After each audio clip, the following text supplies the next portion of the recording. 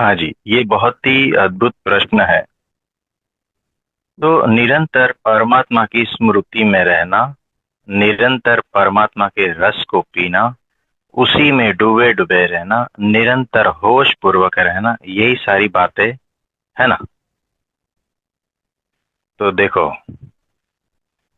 मुझे एक बात बताओ, आप कहीं घूमने गए हो और मतलब ऐसा सीन था कि वहां पर जंगल था और कुछ लोग आपके साथ में थे और आप अकेले आगे निकल गए, पता नहीं चला। आसपास में फिर कोई नहीं है, घना जंगल है और जंगल में अंधेरा होने लगा है और कहीं कहीं से जो है ना, कभी भालू की, कभी शेर की, कभी वाघ की ऐसी आवाजें आती है। अब है ना, अब आप अकेले हो, आप कितना भी चिल्लाते हो फिर भी आसपास सुनने वाला कोई नहीं है, उतना अकेले चले गए हो। अब धीरे धीरे रात ढलने लगी है और ये जंगली जानवरों की आवाज आती रहती है। अब मुझे बताओ, आपके घर में, आपके वार्डरोब में कौन सा ड्रेस पड़ा है, कौन सी साड़ी पड़ी है, ये याद आएगा या और कुछ है याद आएगा? निरंतर इस बात का होश रहेगा अपने आप कि किस तरह से मैं अपने को बचाऊं। वो हर एक्शन, आपकी बुद्धि भी वहीं लगेगी कि किसी पेड़ पर चढ़ जाऊं, है ना। आपकी यस। बुद्धि आपको सारा कुछ सुझाएगी, है ना। यानी आपका मन, बुद्धि, चित्त, अहंकार सब कुछ उसके पीछे पड़ेगा और वो निरंतर होश में रहोगे आप। क्यों? क्योंकि ये डर का माहौल है ना, ये डर की वजह से निरंतर होश रहता है। वहां प्रेम की वजह से निरंतर होश रहेगा। और अगर प्रेम नहीं है ना, तो होश रहेगा ही नहीं। अगर जंगल में डर नहीं है, तो वो निरंतर होश नहीं रहेगा। वो लायन का जो है ना, निरंतर स्मृति किसकी रहती है? लायन की रहती है कि कहीं कोई जंगली जानवर आके मुझे खत्म ना कर दे। निरंतर वो स्मृति रहती है ना,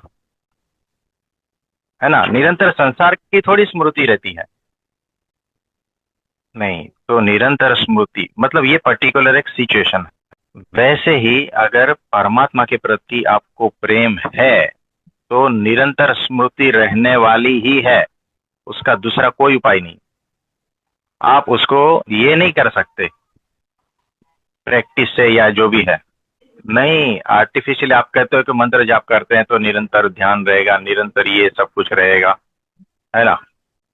तो ऐसा होता ही नहीं। तो आप कितनी भी साधना कर लो ना, मुझे बताओ, लायन सामने आवाज दे रहा है, आप छुपे हो पेड़ के पीछे, कौन सी साधना करते हो? बिना साधना का निरंतर होश रहता है ना, बिना साधना का निरंतर स्मृति रहती है। स्मृति वैसे रहती ही है। बिना साधना का परमात्मा से प्रेम रहेगा, भीतर से रहेगा। ये ऐसा है। हाँ, तो देखो कैसा है कि आज सवेरे हमें फोन आया था। वो ये कह रहे थे कि वो माता ये कह रहे थे कि मेरी जो लड़की है, उसको कॉलेज में किसी से प्रेम हो गया है। अब दिन रात उसी के बारे में सोचती है, पढ़ाई करती है तो भी जो है आंखें पुस्तक को देख रही है, लेकिन मन में ख्याल उस लड़के के है। खाना रख दिया जाता है, एग्जाम का समय है ना, और एक एक घंटा थाली तक देखती नहीं है वो। अब इसका क्या करे, है ना। यानी ये क्या हुआ? ये तो सामान्य प्रेम है जिसकी वजह से वो निरंतर उसी में ही खोया रहता है ना। तो सोचो, परमात्मा का महिमाए सहित प्रेम, भक्ति, तो निरंतर उसी में ही रहते हो आप। मुझे एक बात बताओ, किसी ने आपका बहुत बुरा किया है और वो एकदम जानी दुश्मन बन गया है, मुझे बताओ निरंतर किसकी स्मृति रहेगी? सहज रूप से उस दुश्मन की स्मृति रहती ही है। खाते पीते, चलते फिरते, सोते, सपने में भी वही आएगा। आप समझे? सपने में भी वही चलता रहेगा। जी। जैसे रावण को निरंतर राम की स्मृति रहती थी, है ना? तो जो प्रेम में है वह निरंतर सहज रूप से वो परमात्मा की स्मृति में ही रहता है। इसी को कहते हैं अजपा जाप।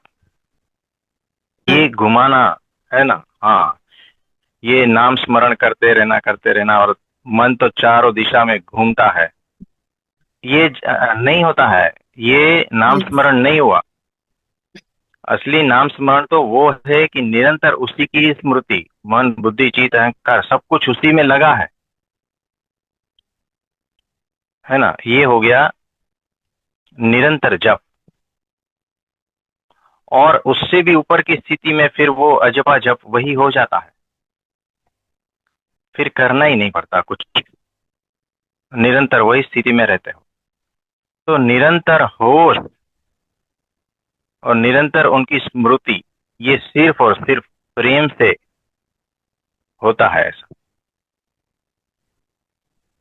है ना? डर से तो हम हम्म। सहज रूप से हो जाते हैं, दुश्मनी से भी सहज रूप से हो जाते हैं, लेकिन हमने इस प्रेम को सीखा नहीं, है ना? तो परमात्मा के प्रति जो प्रेम है वो भीतर से अभी फूटा नहीं है पूरी तरह से, इसीलिए ये प्रश्न आ रहा है।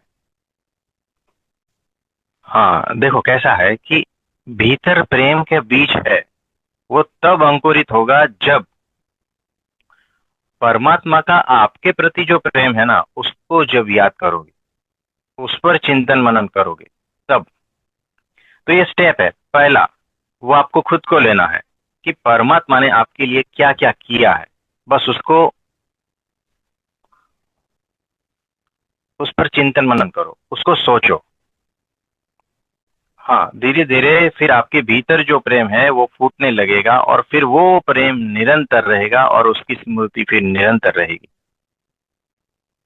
सहज रूप से होता है। जैसे देखो, ये चीज कैसी है कि एक तो दिया है, वो बुझा हुआ है, उसके भीतर अग्नि है, प्रगट रूप में नहीं है। जो बाहर से कोई दिया उसके पास आएगा जलता हुआ, टच हम्म। करेगा और वो जल जाएगा। वैसे ही आपके भीतर भी प्रेम तो है, लेकिन अभी बुझा हुआ है। उसको प्रकट करने के लिए परमात्मा का जो प्रेम है ना, उसका चिंतन मनन करना है। परमात्मा का आपके प्रति जो प्रेम है उसका जब चिंतन मनन करोगे तब वो स्पार्क होगा, और आपके भीतर का जो प्रेम है ना वो जागृत हो जाएगा। वो जो नेचुरल है, जो सहज है। तो इतना पुरुष प्रयत्न करना है कि उनके प्रेम को निरंतर स्मृति में लाओ, चिंतन मनन करो उस पर। बात का बाकी का धीरे धीरे अपने आप होता जाएगा, है ना? देखो, सबसे पहला तो आनंद आने लगे। हाँ, तो ये जो है ना इंडिकेशन है कि भाई सही रास्ते पे हो। होश बढ़ने लगेगा, हम्म। सेवा भाव ज्यादा रहेगा, है ना? दूसरों के प्रति आप अपेक्षा रहित प्रेम करने लगोगे। निस्वार्थ प्रेम, वो उसका इंडिकेशन है। हाँ, निस्वार्थ। क्योंकि हम्म। आपको कुछ इस तरह से मिल गया है, ऐसा अमृत मिल गया है ना, कि अब आपको और किसी की भी जरूरत नहीं है। यानी कोई मान दे तो आप उससे प्रेम करते हो, ऐसा नहीं। कोई पैसा दे, इसकी भी आवश्यकता नहीं। दुनिया की किसी भी चीज की आवश्यकता के बगैर आप उसे प्रेम करने लगते हो सबसे, और अपनी। उससे बिल्कुल भी अपेक्षा नहीं रखते। हाँ, तो और देखो, आपको पता है कि इनको सेवा आप इनकी सेवा कर रहे हो, फिर भी अपेक्षा नहीं, और उल्टा वो गाली दे आपकी सेवा के बदले में, तो भी आपके परमाणु नहीं हिलते, तो समझना कि ये परमात्मा का प्रेम है। मतलब आपके भीतर से वो परमात्मा का प्रेम फूटा है। यानी उनके सामने बाकी सारा कुछ, इस लोक का धन वैभव मान प्रतिष्ठा पद सब कुछ कीचड़ समान है। अब वो जो भक्त है ना, वो कीचड़ में हाथ डालता ही नहीं। उसे इतना पता चल गया है कि मुझे अमृत मिल गया है, इसीलिए मैं कीचड़ में हाथ नहीं डालूंगा। ये हो जाता है, ये हो जाता है। और वो कब कब होता है पता है?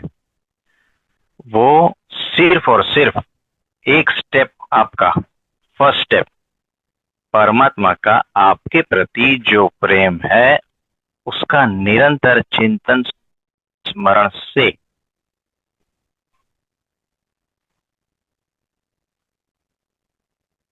तो देखो, सहज वैराग्य इसी को कहते हैं।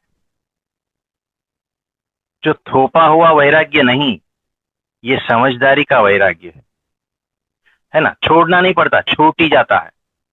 जंगल भाग नहीं जाना पड़ता। आप संसार में रहते हुए भी अलिप्त हो, ये ऐसी स्थिति हो जाती है। संसार सच की में। कोई बात आपको छूती नहीं। हाँ, क्योंकि आपको जो मिला है ना, वो परम मिला है। और उस परम ने ही आपकी स्थिति ऐसी बना दी, आपको कोटिंग कर दिया पूरा, कि संसार आपको छुएगा नहीं।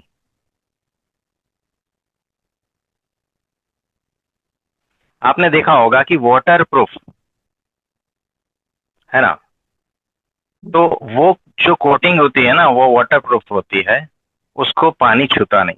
वैसे ही ये जो है गाली प्रूफ, अपमान प्रूफ, संजोग प्रूफ, दुख प्रूफ, है ना, ऐसी कोटिंग उस प्रेम से हो जाती है। हाँ जी।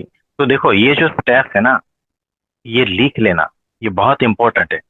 आपको अभी इसका वैल्यू या इसकी अहमियत पता नहीं चलेगी, बिल्कुल भी नहीं चलेगी। आप फिर भी भटकोगे। ये स्टेप्स एकदम इजीली हमने बता दिए हैं।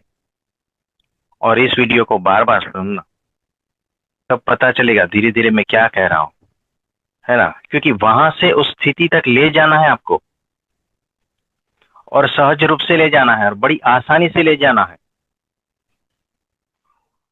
देखो, किसी भी तरह से ले सकते हो, बस होश पूर्वक, समझदारी पूर्वक। आप पेड़ से भी ले सकते हो, पेड़ को भी परमात्मा मान के उसको पूज सकते हो। लेकिन पेड़ जो है ना, उसके पीछे किसका प्रेम छिपा है ये देखना। मूर्ति है, मूर्ति के पीछे किसका प्रेम छिपा है ये भी देखना। अगर ये हवा है, उसको भी भगवान मान सकते हो, लेकिन ये हवा के पीछे किसका प्रेम छिपा है ये देखना। हम उस तार तक, हम उस मूल तक जाना है हमें। बाकी बाहर कोई भी है, चाहे आप शून्य को पकड़ो, प्रकाश को पकड़ो, है ना, या आकार को पकड़ो, या निराकार को पकड़ो, किसी को भी पकड़ो, लेकिन उस सब के पीछे जो है, वहां तक अगर नहीं पहुंचे तो भटक जाओगे। हाँ, वो समझदारी और होश पूर्वक अगर आप पूजा करते हो, प्रार्थना करते हो, जो भी करते हो, भक्ति करते हो, जो भी, वो समझदारी होनी जरूरी है। उतनी समझदारी होगी तो आनंद आएगा, नहीं तो कंफ्यूजन आएगा। उसके प्रेम को समझना है, उसी में मुक्ति है।